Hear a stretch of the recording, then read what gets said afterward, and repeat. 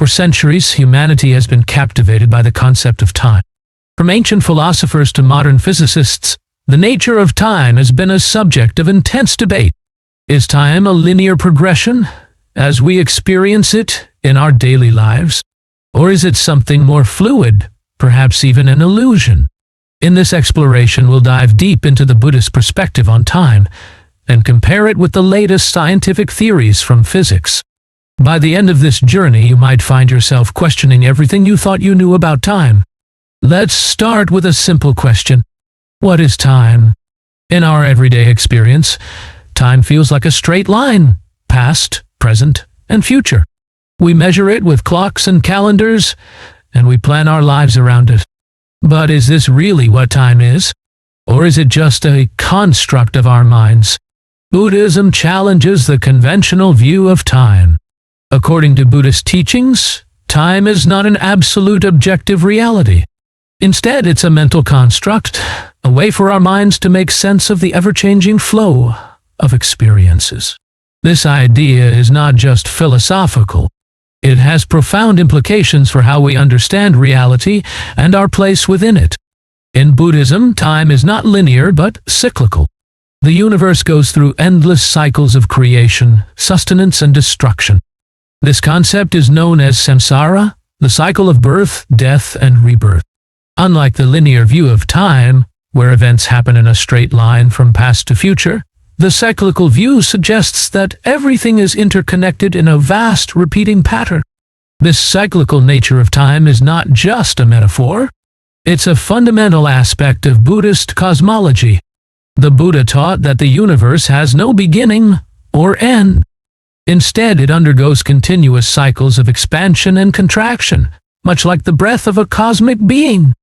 This idea is strikingly similar to some modern scientific theories, such as the Big Bang and the Big Crunch, which suggest that the universe may go through repeated cycles of expansion and collapse.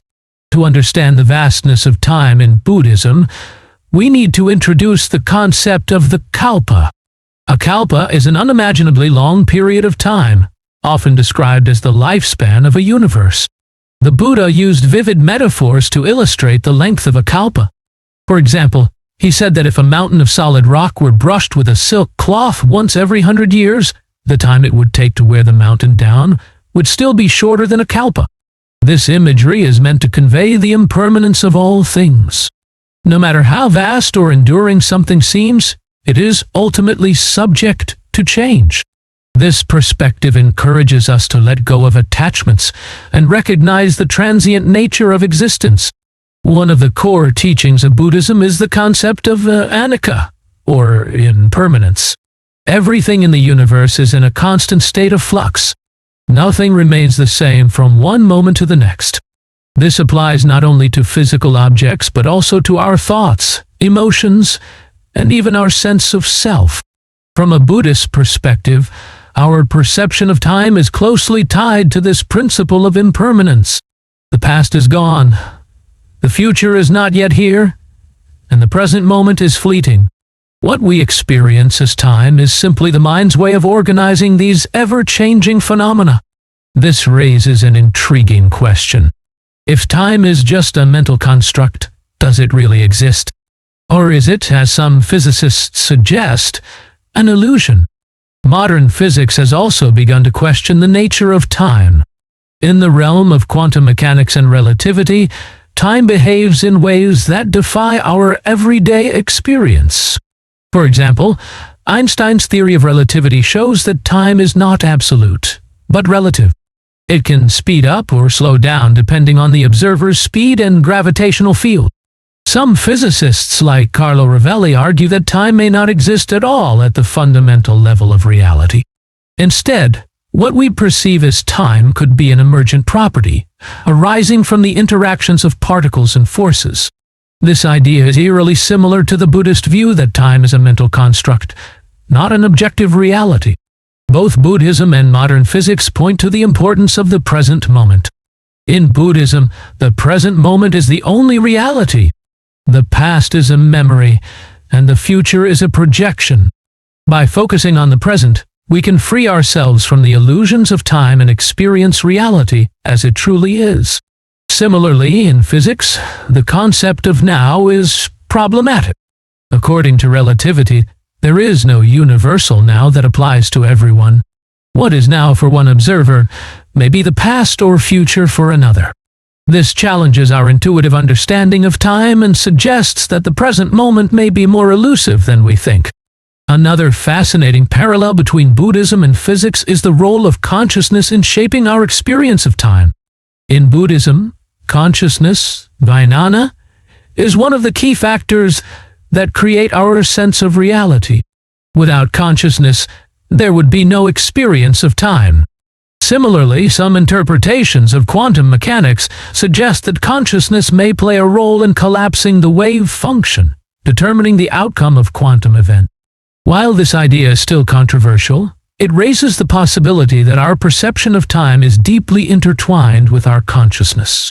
As we delve deeper into the nature of time, we encounter a paradox. On one hand, time seems to be a fundamental aspect of reality, governing the flow of events and the aging of the universe. On the other hand, both Buddhism and physics suggest that time may be an illusion, a construct of the mind, or an emergent property of the universe. This paradox invites us to reconsider our understanding of time. Is time real, or is it just a way for us to make sense of a reality that is far more complex and mysterious than we can imagine? Understanding the nature of time has profound implications for how we live our lives. If time is an illusion, then our attachment to the past and anxiety about the future are also illusion. By letting go of these attachments, we can live more fully in the present moment, free from the burdens of time. This is not just a philosophical idea. It's a practical tool for reducing suffering and finding peace. In the next part of this exploration, we'll dive deeper into the Buddhist teachings on time and how they can help us navigate the challenges of life. In part 2, we'll explore the Buddhist concept of dependent origination and how it relates to time, as well as the scientific concept of entropy and the arrow of time. Stay tuned as we continue to unravel the mysteries of time and reality. In part 1, we explored the Buddhist and scientific perspectives on time, questioning whether time is real or merely an illusion. Now we'll delve deeper into one of Buddhism's most profound teachings, dependent origination, paticca samuppada. This principle explains how all phenomena arise in dependence upon causes and conditions, and how this interconnectedness shapes our experience of time. Dependent origination is often summarized by the phrase, "When this exists, that arises. When this ceases, that ceases." It describes a web of interconnected causes and effects, where nothing exists independently. This teaching is central to understanding the nature of time in Buddhism, as it reveals how the past, present, and future are deeply intertwined. To understand dependent origination, we can look at the 12 nidanas, or 12 links, that describe the cycle of existence. These links explain how ignorance leads to volitional actions, which in turn lead to consciousness and so on, culminating in birth, aging, and death. This cycle repeats endlessly, driven by karma and desire. What's fascinating is that this cycle is not bound by linear time. The 12 links operate in a continuous loop, where each link influences the next, creating a dynamic interplay between past, present, and future. This cyclical view of time challenges our conventional understanding of cause and effect, suggesting that time is not a straight line but a complex web of interdependent events. Buddhism teaches that time is composed of discrete moments, khanas, each arising and passing away in rapid succession. These moments are like frames in a film, creating the illusion of continuity. However, upon closer examination, we find that each moment is distinct and impermanent. This view aligns with some interpretations of quantum physics, where time is seen as a series of discrete events rather than a smooth, continuous flow. Just as a movie is made up of individual frames, our experience of time may be constructed from a fleeting series of moments, each arising and ceasing in dependence upon causes and conditions. In physics, the concept of the arrow of time refers to the one-way direction of time from past to future. This arrow is closely tied to the second law of thermodynamics, which states that entropy, disorder, in a closed system always increases over time. This increase in entropy gives time its direction, distinguishing the past from the future. But here's the paradox. While the arrow of time suggests a clear direction, the fundamental laws of physics are time-symmetric. This means that, at the microscopic level, the laws of physics work the same whether time moves forward or backward. So why do we experience time as moving in only one direction? This question brings us back to the Buddhist concept of dependent origination. Just as the arrow of time arises from the increase in entropy, our experience of time arises from the interplay of causes and condition. Both perspectives suggest that time is not an absolute reality, but an emergent phenomenon shaped by underlying processes. In Buddhism, karma plays a central role in shaping our experience of time. Karma refers to intentional actions that create future consequences. Every action we take plants a seed that will eventually bear fruit, influencing our future experiences.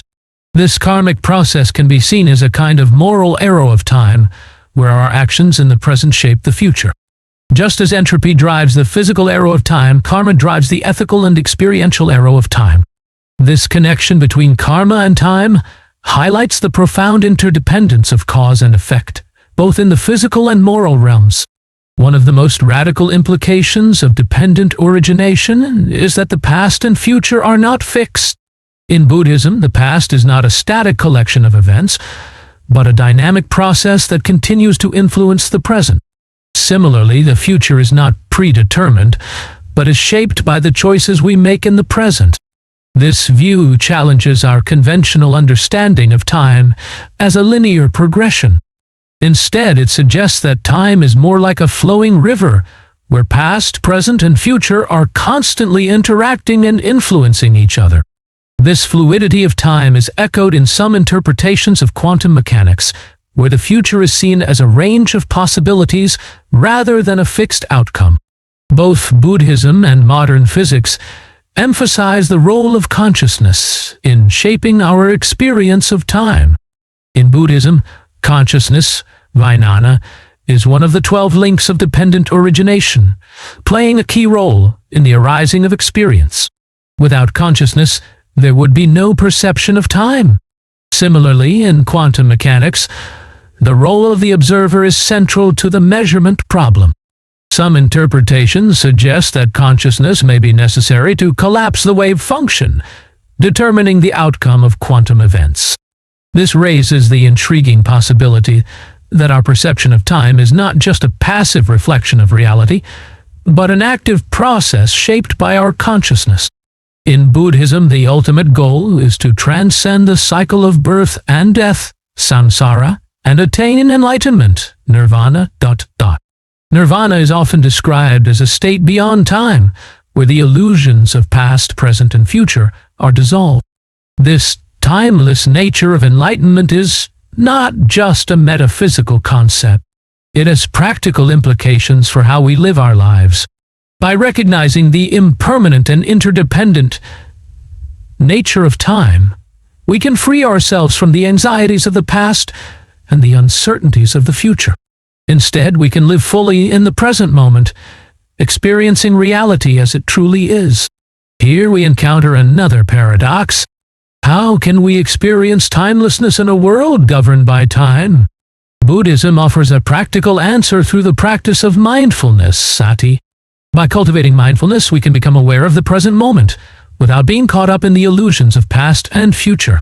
This practice aligns with the scientific understanding of time as a mental construct. By training our minds to focus on the present, we can transcend the limitations of time and experience a deeper sense of peace and clarity.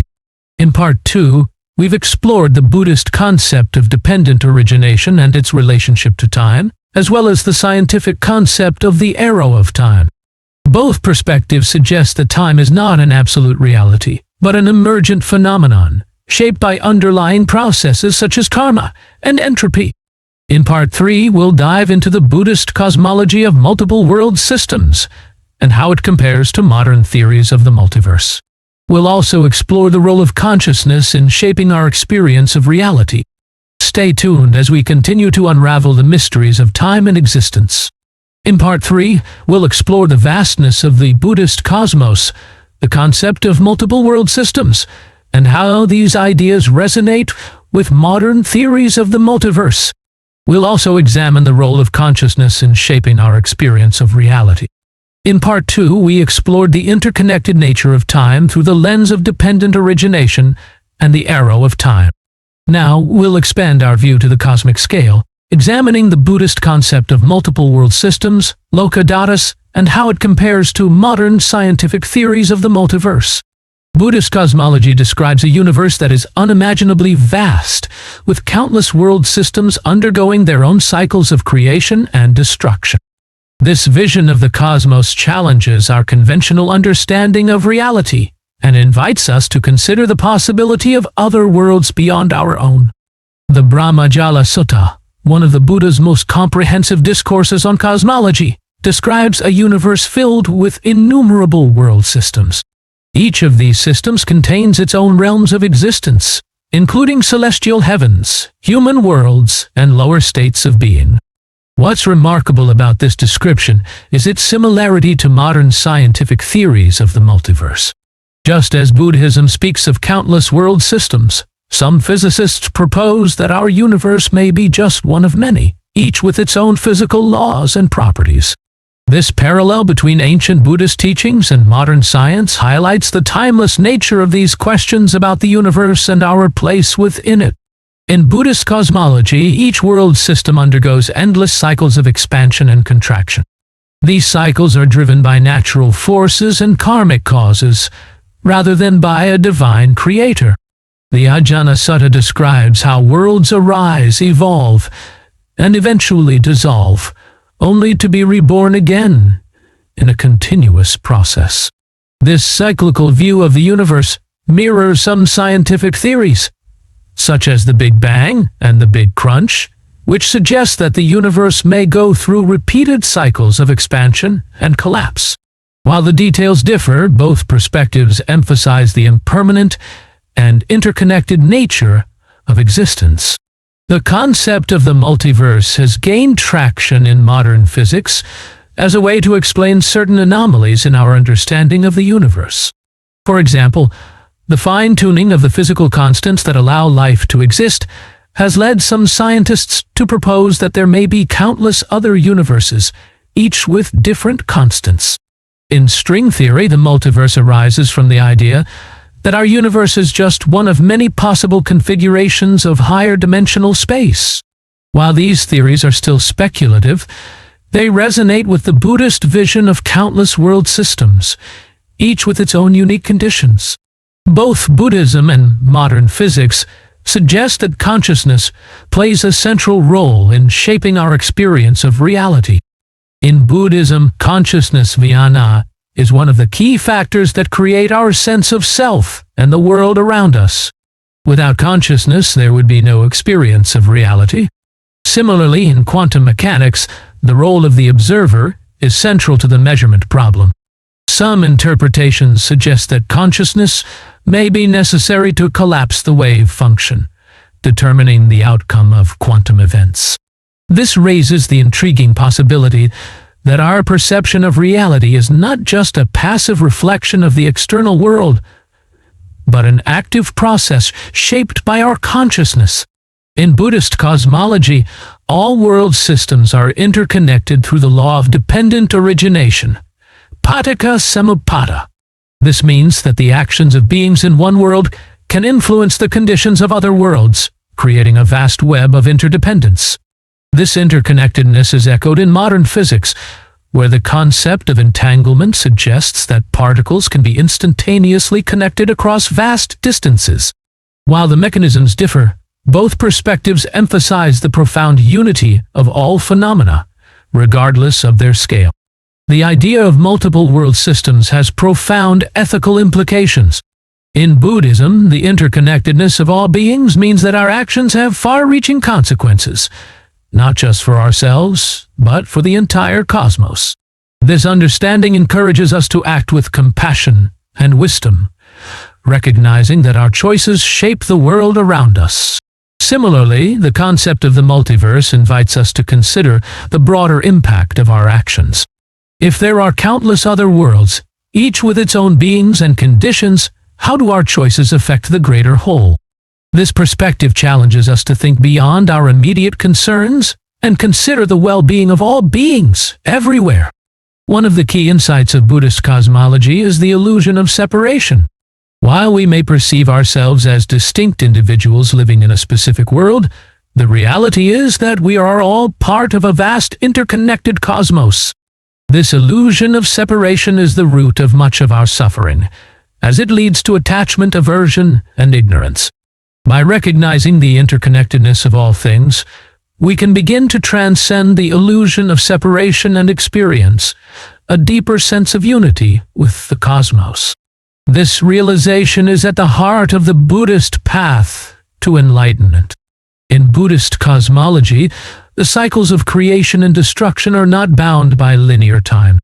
Instead, they operate in a timeless, cyclical pattern that reflects the impermanent and interdependent nature of existence. This timeless perspective invites us to let go of our attachment to the past and future and focus on the present moment. This view aligns with some interpretations of modern physics, where time is seen as an emergent property rather than a fundamental aspect of reality. By recognizing the timeless nature of the cosmos, we can free ourselves from the limitations of time and experience a deeper sense of peace and clarity. In Part 3, we've explored the Buddhist cosmology of multiple world systems and its parallels with modern theories of multiverse. Both perspectives suggest that our universe is just one of many, each with its own unique conditions and cycles of existence. In Part 4, we'll delve into the Buddhist concept of emptiness, shunyata, and how it relates to the nature of reality. We'll also examine the scientific concept of the quantum vacuum and its implications for our understanding of existence. Stay tuned as we continue to unravel the mysteries of the cosmos. In Part 4, we'll explore the profound Buddhist teaching of emptiness and its implications for our understanding of reality. We'll also examine the scientific concept of the quantum vacuum and how it relates to the idea of a fundamental ground of existence. In Part 3, we explored the vastness of the Buddhist cosmos and its parallels with modern theories of the multiverse. Now we'll dive into one of the most profound and often misunderstood teachings in Buddhism, emptiness, shunyata. Emptiness is not a nihilistic concept, as it is sometimes misinterpreted, but a deep insight into the nature of reality. Emptiness refers to the idea that all phenomena are devoid of inherent, independent existence. Everything arises in dependence upon causes and conditions, and nothing exists in isolation. This teaching challenges our conventional understanding of reality, inviting us to see beyond the surface of things and recognize their interconnected and impermanent nature. One of the key insights of emptiness is that our perception of inherent existence is an illusion. We tend to see objects, people, and even ourselves as having a fixed, independent nature. However, upon closer examination, we find that everything is in a constant state of flux, shaped by a web of causes and conditions. For example, consider a table. At first glance, it appears to be a solid, independent object. But when we analyze it, we see that it is made of wood, which comes from a tree, which depends on soil, water, and sunlight. The table is not an independent entity, but a collection of interdependent parts.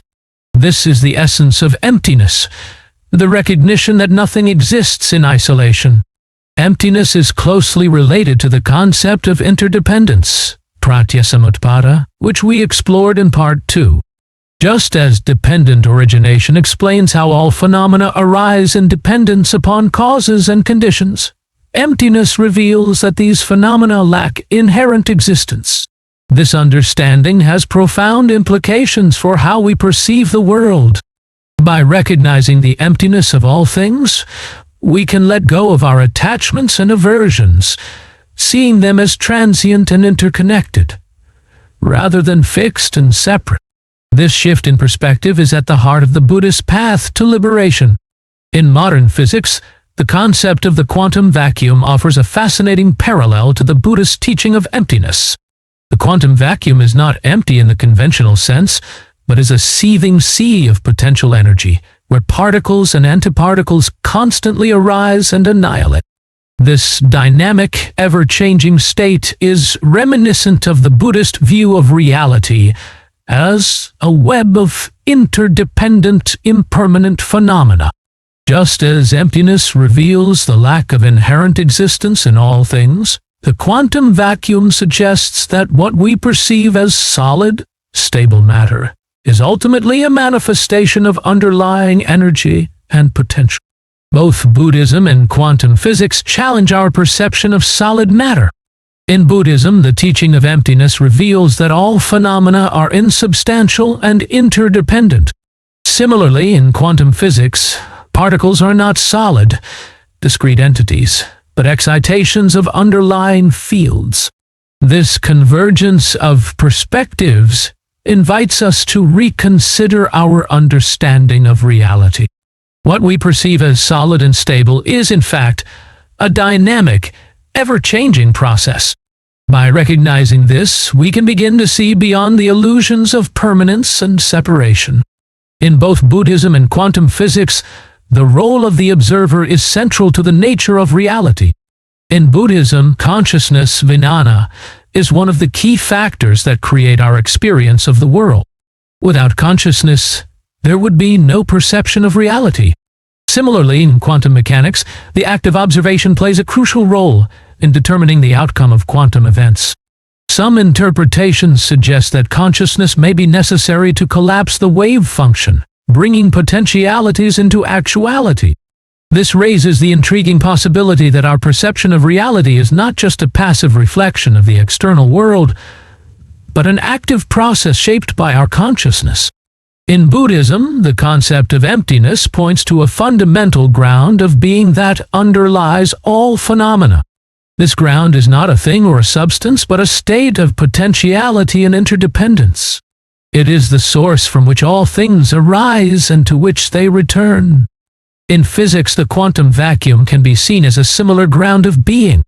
It is the underlying state from which particles and energy emerge, and it is characterized by a dynamic balance of creation and annihilation. This parallel suggests that both Buddhism and physics are pointing to a deeper, more fundamental reality that lies beyond our conventional understanding. Understanding emptiness has profound practical implications for how we live our lives. By recognizing the emptiness of all things, we can let go of our attachments and aversions, seeing them as transient and interconnected rather than fixed and separate. This shift in perspective can lead to a deeper sense of peace and freedom. For example, when we encounter difficulties or challenges, we can see them as part of the ever-changing flow of reality, rather than as fixed, insurmountable obstacles. This understanding can help us navigate life's ups and downs with greater equanimity and resilience. One of the most profound teachings in Buddhism is the paradox of emptiness and form. The Heart Sutra states form is emptiness. Emptiness is form. This means that while all phenomena are empty of inherent existence, they still appear to us as forms. This paradox invites us to see beyond the surface of things and recognize their true nature. It challenges us to hold both the relative and ultimate truths in our minds simultaneously, seeing the world as both real and illusory, both substantial and insubstantial. In Part 4, we've explored the Buddhist concept of emptiness and its parallels with the quantum vacuum in modern physics. Both perspectives suggest that what we perceive as solid, stable reality is, in fact, a dynamic, ever-changing process. In Part 5, we'll delve into the Buddhist teaching of non-self anatta and how it relates to our understanding of identity and consciousness. We'll also examine the scientific concept of the self as an emergent phenomenon. Stay tuned as we continue to unravel the mysteries of reality and existence. Now we'll turn our attention to another central teaching in Buddhism, non-self anatta. This teaching challenges our conventional understanding of identity and consciousness, inviting us to see beyond the illusion of a fixed, independent self. The concept of non-self is often misunderstood. It does not mean that we don't exist at all, but rather that what we consider the self is not a permanent, unchanging entity. Instead, the self is a dynamic, ever-changing process, shaped by a web of causes and conditions. We often think of ourselves as having a fixed, unchanging identity. We say, "This is who I am," as if our self is a solid, independent entity. However, Buddhism teaches that this sense of self is an illusion. Upon closer examination, we find that the self is composed of various mental and physical factors, all of which are impermanent and interdependent. For example, consider your thoughts, emotions, and physical sensations. Are these aspects of yourself permanent? Do they remain the same from moment to moment? The answer is no. Our thoughts and emotions are constantly changing, influenced by our environment, experiences, and even our biology. This fluidity challenges the idea of a fixed, unchanging self. In Buddhism, the self is analyzed in terms of the 5 aggregates: skandhas, form, sensation, perception, mental formations, and consciousness. These aggregates are the components that make up our experience of the self, but none of them can be identified as a permanent, independent entity. Form refers to the physical body, which is constantly changing and subject to decay. Sensation refers to the feelings that arise from contact with the external world, which are fleeting and impermanent. Perception refers to the process of recognizing and labeling experiences, which is also subject to change. Mental formations include thoughts, emotions, and volitions, all of which are transient and influenced by various factors. Consciousness refers to the awareness of experiences, which is also in a constant state of flux. By analyzing the self in terms of these aggregates, we can see that the self is not a fixed entity, but a dynamic process, shaped by a web of causes and conditions. The Buddhist concept of non-self finds a fascinating parallel in modern neuroscience and psychology.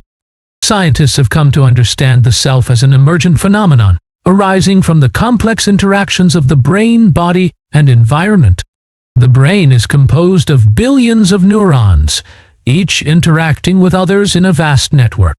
From these interactions, consciousness and the sense of self emerge. However, this self is not a fixed, unchanging entity, but a dynamic process, constantly shaped by new experiences and information. This understanding challenges the idea of a unified, independent self. Instead, the self is seen as a collection of processes and patterns, constantly evolving and adapting. One of the key insights of both Buddhism and neuroscience is the illusion of unity. We tend to perceive ourselves as a single, unified entity. But in reality, the self is composed of many different processes and subsystems. For example, consider the experience of making a decision. We often feel as though there is a single I making the choice. But in reality, the decision is the result of complex interactions between different parts of the brain, each contributing its own input. This challenges the idea of a unified, independent self and suggests that the self is more like a committee than a single entity. Memory plays a crucial role in shaping our sense of self. Our memories provide a sense of continuity, linking our past experiences to our present identity. However, memory is not a perfect record of the past, but a reconstructive process, influenced by our current beliefs, emotions, and experiences. This means that our sense of self is not based on a fixed, unchanging past, but on a constantly evolving narrative. As our memories change, so too does our sense of who we are. This fluidity challenges the idea of a fixed, independent self and aligns with the Buddhist teaching of non-self. Understanding the concept of non-self has profound practical implications for how we live our lives. By recognizing that the self is not a fixed, unchanging entity, we can let go of our attachments and aversions, seeing them as transient and interconnected rather than fixed and separate. For example, when we encounter difficulties or challenges, We can see them as part of the ever-changing flow of reality, rather than as fixed, insurmountable obstacles. This understanding can help us navigate life's ups and downs with greater equanimity and resilience. One of the most profound teachings in Buddhism is the paradox of self and non-self. While the self is not a fixed, independent entity, it still appears to us as a real, tangible presence. This paradox invites us to see beyond the surface of things and recognize their true nature. It challenges us to hold both the relative and ultimate truths in our minds simultaneously, seeing the self as both real and illusory, both substantial and insubstantial. This understanding can lead to a deeper sense of peace and freedom as we let go of our attachments and aversions and embrace the fluid, interconnected nature of reality. Meditation is a powerful tool for exploring the concept of non-self. By observing our thoughts, emotions, and sensations in meditation, we can begin to see the fluid, ever-changing nature of the self.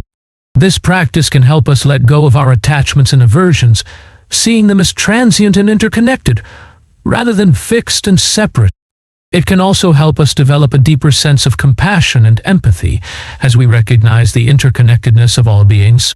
In Part 5, we explored the Buddhist teaching of non-self and its parallels with the emergent self in modern neuroscience. Now we'll delve into one of the most fundamental teachings in Buddhism, dependent origination, paticca samuppada. This teaching explains how all phenomena arise in dependence upon causes and conditions, creating a vast web of interconnectedness. Dependent origination is often summarized by the phrase, "When this exists, that arises. When this ceases, that ceases." It describes a dynamic process where nothing exists independently and everything is interconnected. This teaching is central to understanding the nature of reality in Buddhism, as it reveals the profound interdependence of all things. To understand dependent origination, we can look at the 12 nidanas, or 12 links, that describe the cycle of existence. This cycle of dependent origination explains how suffering arises and how it can be transcended through the cessation of ignorance and craving. Dependent origination reveals a vast web of causality, where every action creates conditions for future experiences. This web is not bound by linear time, but operates in a dynamic, interconnected process. For example, consider a simple action like planting a seed. The seed depends on the soil, water, and sunlight to grow. In turn, the plant that grows from the seed provides food and shelter for other beings, creating a chain of interdependent events. This web of causality extends far beyond the consequences of our actions, shaping the broader conditions of existence. In science, causality refers to the relationship between causes and effects. This concept is fundamental to our understanding of the natural world, from the laws of physics to the processes of biology. However, the scientific view of causality is often linear and deterministic, focusing on the direct relationship between cause and effect. In contrast, the Buddhist view of dependent origination emphasizes the interconnected and dynamic nature of causality, where multiple causes and conditions interact to produce complex outcomes. In Buddhism, karma plays a central role in the web of causality. Karma refers to intentional actions that create future consequences. Every action we take plants a seed that will eventually bear fruit, influencing our future experiences. This karmic process is not deterministic, but operates within a framework of interdependence. While our actions create conditions for future experiences, the outcomes are also shaped by other factors, such as the actions of others and the broader conditions of existence. This understanding encourages us to act with mindfulness and compassion, recognizing the far-reaching consequences of our actions. One of the key insights of dependent origination is the illusion of independent causation. We often think of causes and effects as isolated events, but in reality they are part of a vast interconnected web. For example, consider the causes of a natural disaster. While a specific event, such as an earthquake, may trigger the disaster, the broader causes include factors like climate change, human activity, and geological processes. This interconnectedness challenges the idea of independent causation and highlights the complexity of causality. Understanding dependent origination has profound practical implications for how we live our lives. By recognizing the interconnected nature of causality, we can see the broader impact of our actions and make more mindful choices. For example, when we encounter difficulties or challenges, we can see them as part of a larger web of causes and conditions, rather than as isolated events. This understanding can help us navigate life's ups and downs with greater equanimity and resilience. One of the most profound implications of dependent origination is the paradox of freedom and determinism. While our actions are shaped by causes and conditions, we also have the freedom to make choices that influence our future. This paradox invites us to see beyond the surface of things and recognize the dynamic, interconnected nature of reality. It challenges us to hold both the relative and ultimate truths in our minds simultaneously, seeing the world as both determined and free, both interconnected and independent. Mindfulness is a powerful tool for exploring the concept of dependent origination. By observing our thoughts, emotions, and actions in mindfulness, we can begin to see the web of causes and conditions that shape our experiences. This practice can help us let go of our attachments and aversions, seeing them as part of a larger interconnected process. It can also help us develop a deeper sense of compassion and empathy as we recognize the interconnectedness of all beings. In Part 6, we explored the Buddhist teaching of dependent origination and its parallels with the scientific concept of causality. Now we'll turn our attention to another core teaching in Buddhism, impermanence, anicca. Impermanence refers to the idea that all phenomena are in a constant state of flux, arising and passing away in an endless cycle of change. This teaching is central to understanding the nature of reality in Buddhism. By recognizing the impermanent nature of all things, we can let go of our attachments and aversions, seeing them as transient and interconnected, rather than fixed and separate. We often perceive the world as stable and unchanging. We build our lives around the assumption that things will remain the same, but this is an illusion. In reality, everything is in a constant state of change, from the smallest particles to the largest galaxies. For example, consider a mountain. At first glance, it appears to be a permanent, unchanging feature of the landscape. But over time, the mountain is shaped by erosion, weathering, and tectonic activity. Even the rocks that make up the mountain are constantly changing as minerals dissolve and reform. This fluidity challenges the idea of permanence and invites us to see the world as a dynamic, ever-changing process. Impermanence is one of the three marks of existence in Buddhism, along with suffering dukkha and non-self anatta. These marks describe the fundamental characteristics of all conditioned phenomena. Impermanence, anicca, dukkha. All things are transient and subject to change. Suffering, dukkha. All things are ultimately unsatisfactory, as they are impermanent and interdependent. Non-self anatta. All things are devoid of a fixed, independent self. Together, these marks provide a comprehensive understanding of the nature of reality, challenging our conventional perceptions and inviting us to see beyond the surface of things. In science, the concept of entropy offers a fascinating parallel to the Buddhist teaching of impermanence. Entropy is a measure of disorder in a system, and the second law of thermodynamics states that entropy in a closed system always increases over time. This means that all systems tend toward disorder and decay, reflecting the impermanent nature of reality. Just as Buddhism teaches that all things are subject to change, the second law of thermodynamics suggests that all things are subject to entropy. This parallel highlights the timeless nature of these insights into the nature of reality, as both Buddhism and science point to the impermanent and interconnected nature of existence. One of the key insights of impermanence is the illusion of stability. We often perceive the world as stable and unchanging, but in reality, everything is in a constant state of flux. For example, consider the human body. At first glance, it appears to be a stable, unchanging entity.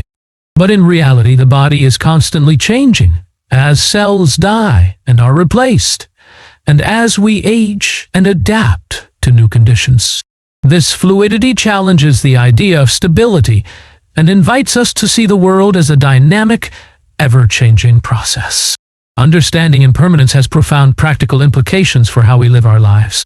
By recognizing the impermanent nature of all things, we can let go of our attachments and aversions, seeing them as transient and interconnected rather than fixed and separate. For example, when we encounter difficulties or challenges, we can see them as part of the ever-changing flow of reality, rather than as fixed, insurmountable obstacles. This understanding can help us navigate life's ups and downs with greater equanimity and resilience. One of the most profound teachings in Buddhism is the paradox of change and continuity. While all things are impermanent and subject to change, there is also a sense of continuity that underlies this change. For example, consider a river. The water in the river is constantly changing as new water flows in and old water flows out. But the river itself remains, providing a sense of continuity. This paradox invites us to see beyond the surface of things and recognize the dynamic, interconnected nature of reality. Mindfulness is a powerful tool for exploring the concept of impermanence. By observing our thoughts, emotions, and sensations in mindfulness, we can begin to see the fluid, ever-changing nature of reality. This practice can help us let go of our attachments and aversions, seeing them as transient and interconnected, rather than fixed and separate. It can also help us develop a deeper sense of compassion and empathy, as we recognize the interconnectedness of all being. The teaching of impermanence has profound ethical implications. By recognizing the impermanent nature of all things, we can develop a deeper sense of compassion and empathy for all beings. For example, when we see others suffering, we can recognize that their suffering is also impermanent and subject to change. This understanding can inspire us to act with kindness and compassion, helping to alleviate suffering wherever we can. In Part 7, we've explored the Buddhist concept of impermanence and its parallels with the scientific concept of entropy. Both perspectives suggest that reality is a dynamic, ever-changing process, shaped by a web of causes and conditions. In Part 8, we'll delve into the Buddhist teaching of suffering, dukkha, and how it relates to our understanding of dissatisfaction and the human condition. We'll also examine the scientific concept of stress and its implications for our understanding of reality. Stay tuned as we continue to unravel the mysteries of existence. Now we'll delve into one of the most central teachings in Buddhism, suffering, dukkha. Suffering is often misunderstood as simply referring to physical pain or emotional distress. But in Buddhism, it has a much broader meaning. Dukkha refers to the inherent dissatisfaction and unease that pervades human existence. It is the recognition that life, as we typically experience it, is marked by impermanence, uncertainty, and a lack of ultimate fulfillment. This teaching is not meant to be pessimistic, but to provide a clear-eyed understanding of the human condition, offering a path to liberation from suffering. Buddhism identifies 3 types of suffering: dukkha, dukkha. This is the most obvious form of suffering, including physical pain, illness, aging, and death. It is the suffering that we all recognize and experience in our lives. Viparinama dukkha. This is the suffering that arises from change and impermanence. Even pleasant experiences are tinged with suffering because they are fleeting and will eventually come to an end. Sankhara dukkha. This is the subtle, pervasive suffering that arises from the conditioned nature of existence. It is the dissatisfaction that comes from being caught in the cycle of birth, death, and rebirth, driven by craving and ignorance. These 3 types of suffering provide a comprehensive understanding of the human condition, highlighting the various ways in which we experience dissatisfaction and unease. In modern psychology and neuroscience, the concept of stress offers a fascinating parallel to the Buddhist teaching of suffering. Stress refers to the body's response to challenges or threats, whether physical, emotional, or psychological. While stress is a natural and necessary response to certain situations, chronic stress can lead to a wide range of health problems, including anxiety, depression, and cardiovascular disease. This mirrors the Buddhist understanding of suffering as a pervasive condition that arises from our inability to fully accept the impermanent and uncertain nature of reality. Both perspectives suggest that our experience of suffering or stress is not just a result of external circumstances, but is also shaped by our perceptions and reactions to those circumstances.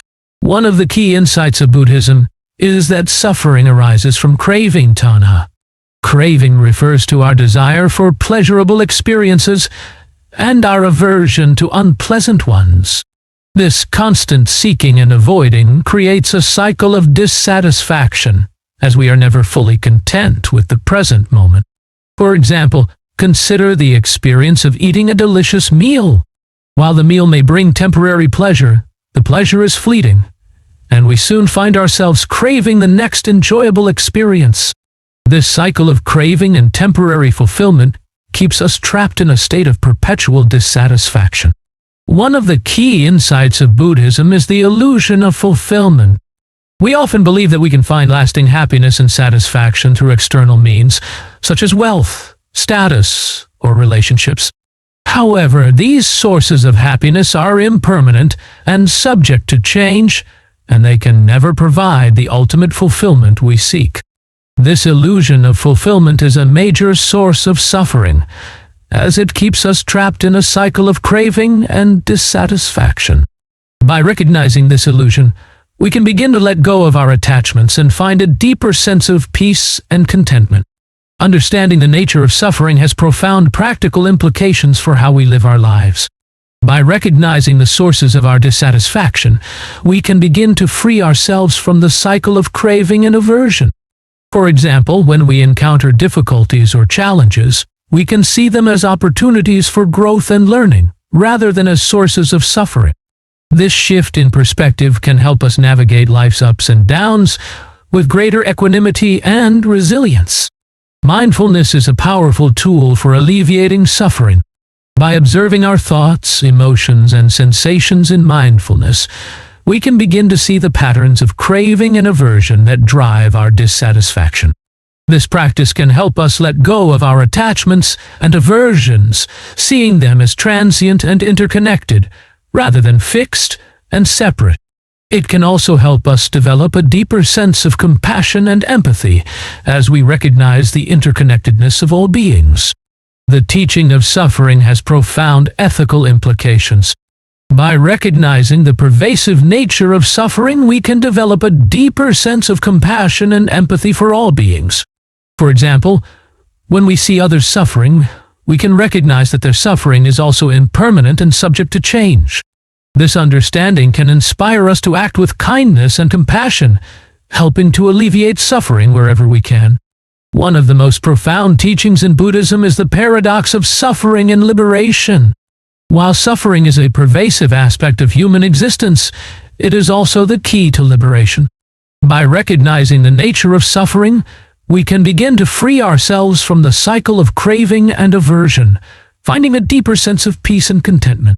This paradox invites us to see beyond the surface of things and recognize the dynamic, interconnected nature of reality. It challenges us to hold both the relative and ultimate truths in our minds simultaneously, seeing the world as both suffering and liberation, both impermanent and eternal. In Part 8, we've explored the Buddhist concept of suffering and its parallels with the scientific concept of stress. Both perspectives suggest that our experience of dissatisfaction is shaped by our perceptions and reactions to the impermanent and uncertain nature of reality. In Part 9, we'll delve into the Buddhist teaching of the Four Noble Truths and how they provide a path to liberation from suffering. We'll also examine the scientific concept of resilience and its implications for our understanding of well-being. Stay tuned as we continue to unravel the mysteries of existence. Now we'll delve into the heart of Buddhist teaching, the Four Noble Truths. These truths provide a comprehensive framework for understanding the nature of suffering and the path to liberation. The Four Noble Truths are the truth of suffering, dukkha. Life is marked by suffering, dissatisfaction, and unease. The truth of the cause of suffering, samudaya. Suffering arises from craving and attachment. The truth of the cessation of suffering, nirodha. It is possible to end suffering by letting go of craving. The truth of the path to the cessation of suffering, magga. The path to liberation is the Noble Eightfold Path. These truths are not just philosophical concepts, but practical teachings that offer a clear path to overcoming suffering and achieving liberation. The first noble truth is the recognition that suffering is an inherent part of life. This suffering includes physical pain, emotional distress, and the pervasive sense of dissatisfaction that arises from the impermanent and uncertain nature of existence. For example, consider the experience of losing a loved one. The pain of loss is a form of suffering, but so is the underlying sense of impermanence and uncertainty that it brings. By recognizing the truth of suffering, we can begin to understand the nature of our dissatisfaction and take steps to address it. The second noble truth identifies the cause of suffering as craving, tanha. While the meal may bring temporary pleasure, the pleasure is fleeting, and we soon find ourselves craving the next enjoyable experience. This cycle of craving and temporary fulfillment keeps us trapped in a state of perpetual dissatisfaction. The third noble truth offers hope by stating that it is possible to end suffering. This cessation of suffering is achieved by letting go of craving and attachment. When we stop clinging to impermanent things, we can find a deeper sense of peace and contentment. For example, consider the experience of meditation. By focusing on the present moment and letting go of our thoughts and desires, we can experience a sense of calm and clarity. This state of mind is free from the cycle of craving and dissatisfaction, offering a glimpse of liberation. The fourth noble truth outlines the path to liberation, the Noble Eightfold Path. This path consists of 8 practices that guide us toward ethical conduct, mental discipline, and wisdom.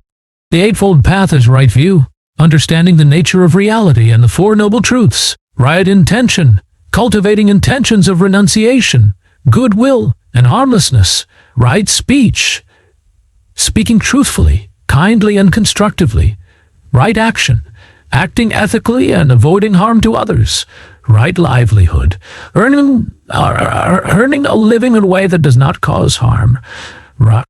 These practices provide a comprehensive framework for living a life that leads to liberation from suffering. In modern psychology, the concept of resilience offers a fascinating parallel to the Buddhist path to liberation. Resilience refers to the ability to adapt and thrive in the face of adversity. It involves developing positive coping strategies, maintaining a sense of purpose, and cultivating supportive relationships. Both resilience and the Noble Eightfold Path emphasize the importance of developing positive mental states and ethical behavior. By cultivating these qualities, we can navigate life's challenges with greater equanimity and find a deeper sense of well-being. Mindfulness is a central practice in the Noble Eightfold Path. By developing awareness of the present moment, we can begin to see the patterns of craving and aversion that drive our dissatisfaction. This practice can help us let go of our attachments and aversions, seeing them as transient and interconnected, rather than fixed and separate. It can also help us develop a deeper sense of compassion and empathy as we recognize the interconnectedness of all beings. The Noble Eightfold Path has profound ethical implications. By cultivating right speech, right action, and right livelihood, we can create a life that is aligned with our values and contributes to the well-being of others. For example, consider the practice of right livelihood. By choosing a career that does not cause harm to others, we can live in a way that is consistent with our ethical principles. This alignment between our actions and our values can bring a deep sense of fulfillment and peace. One of the most profound teachings in Buddhism is the paradox of effort and letting go. The path to liberation requires effort and discipline, but it also involves letting go of our attachments and desires. This paradox invites us to see beyond the surface of things and recognize the dynamic, interconnected nature of reality. It challenges us to hold both the relative and ultimate truths in our minds simultaneously, seeing the world as both effort and letting go, both striving and surrender. In Part 9, we've explored the Four Noble Truths and the Noble Eightfold Path, which provide a comprehensive framework for understanding and overcoming suffering. These teachings offer practical guidance for living a life that leads to liberation and well-being.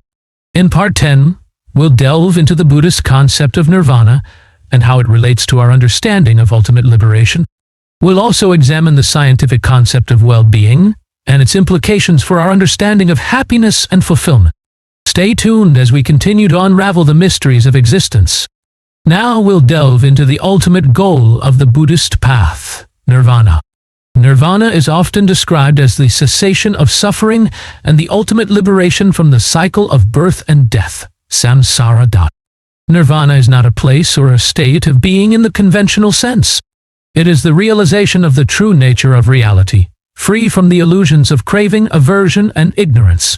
This realization brings a profound sense of peace, freedom, and well-being.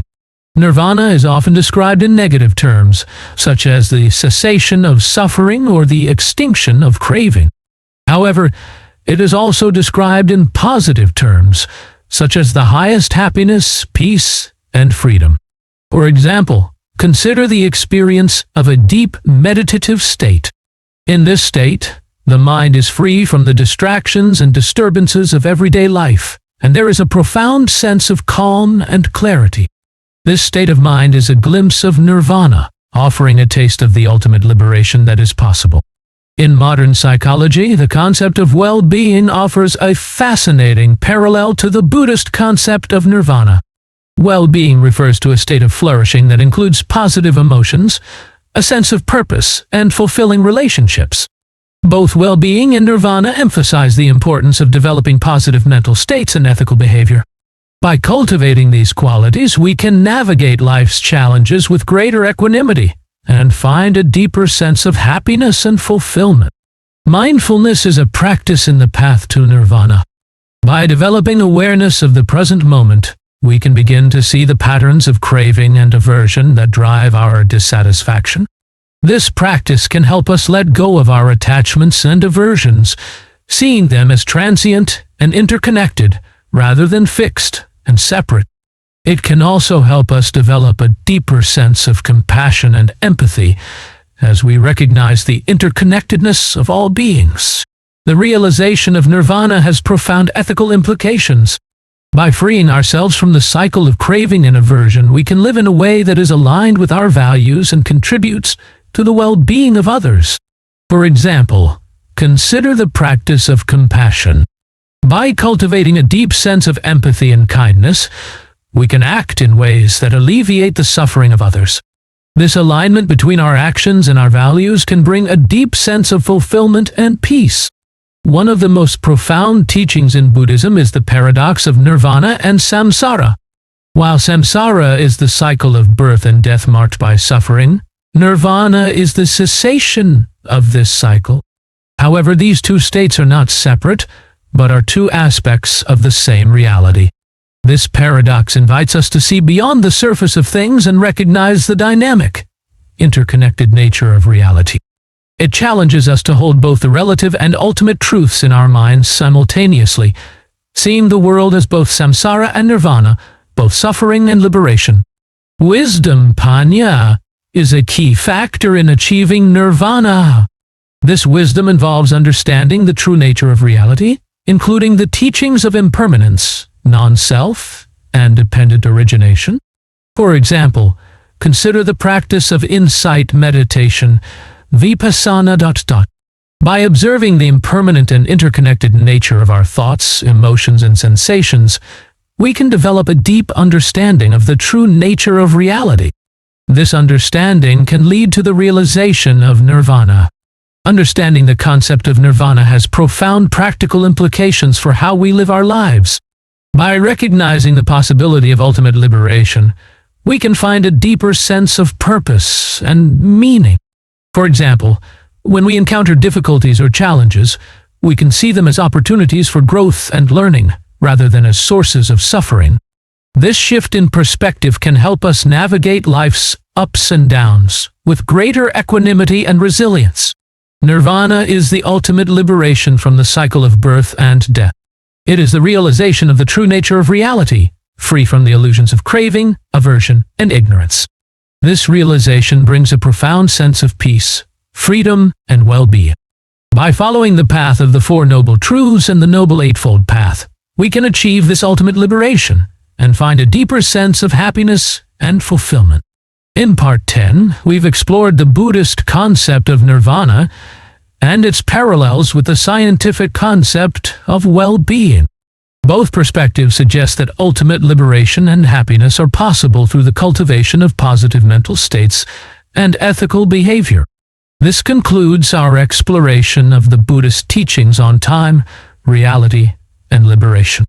We hope this journey has provided you with new insights and a deeper understanding of the nature of existence.